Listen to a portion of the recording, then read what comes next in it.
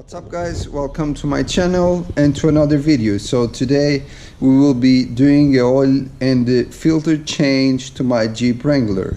So of course you will need 6 liters of oil, the recommended one, 5W30 fully synthetic, and also the oil filter and also a washer. It's always good to avoid any leaks. So here is the part that you will need: a good pan to collect the oil, and it also, if you have some papers to cover the floor of your garage, it will be nice if something goes wrong, if some oil just jumps out of the pan. So you just have to unscrew this.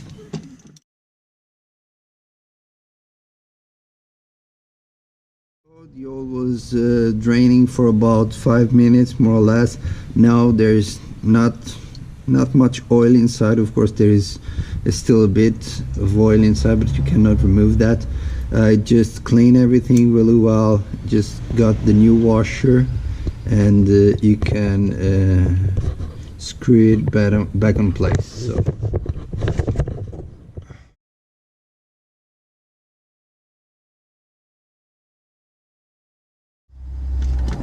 there you go. It doesn't need more than that. Afterwards you can come and check for any leak, and you can give it a bit more if it's leaking, but for now it's okay. So you just find something to put around the oil filter, not to dirt anything.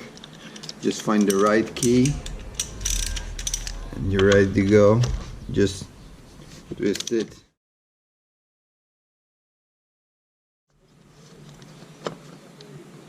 This.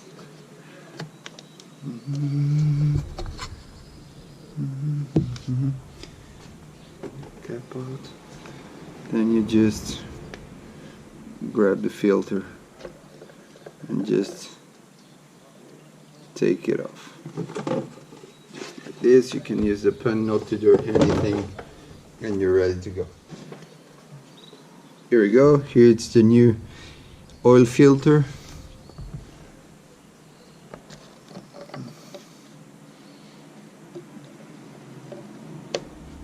There you go, right in place. Then it's good if you change the O-ring on the cap, oil filter cap. The O-ring, it's good if you change it for this new one. You can use a screwdriver to do this. So as you can see, you have to change this O-ring over here. So you can use a screwdriver and take it away from here and use the new one that came with the oil filter. So the new O-ring, it's right here, so it's good if you use your finger to get some oil on it, so it will be easy to put it inside. So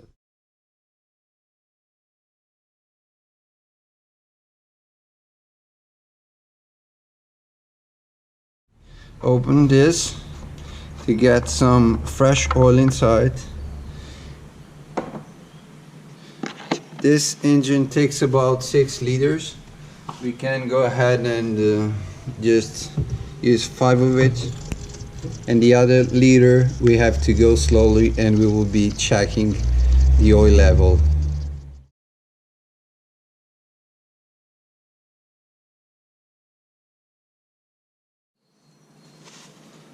So right now everything will be just fine. I will have to start the engine and let it run for at least 1 minute, then let it stay for a while and check the oil level. And if everything is on level, it's ready to go. So let's see.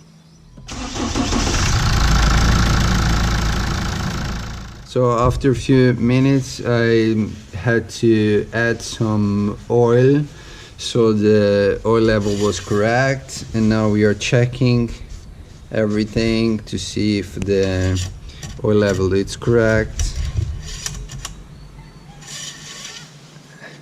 And as you can see, yes, it's correct. It's in between the two marks and it's really close to the maximum one, so it's good to go. So hope you enjoy this video. If you're not my subscriber, please do so if you enjoy this video.